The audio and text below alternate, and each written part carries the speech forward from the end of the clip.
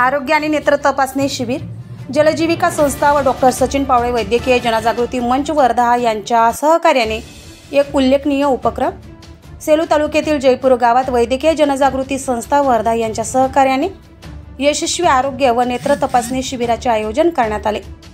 हे शिबिर समाजाला विशेषतः मच्छीमारांना आणि इतर गरजूंना अत्यावश्यक आरोग्य सेवा देण्याच्या उद्देशाने आयोजित करण्यात आले होते।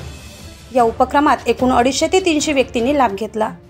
शिबिरात सहभागींना मोफत वैद्यकीय सल्ला, नेत्र तपासणी आणि औषधे देण्यात आली।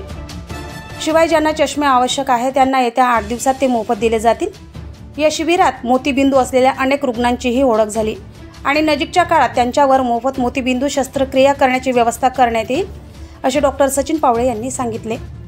या कार्यक्रमाला दामिनी अखंड विभागीय समन्वयक जलजीविका गणेश तुळसकर, CRP वर्धा वाघाडे, पशुसखी रूपा आंबुलकर, आरोग्य सेविका सविता सूर्यवंशी, मत्स्यसखी रंजना पिंपळकर, दिलीप काका मस्के, अंबादास तोडासे, मनीषा चौधरी, वर्षा वाघाडे यांचे या कार्यक्रमाला मोलाचे सहकार्य लाभले।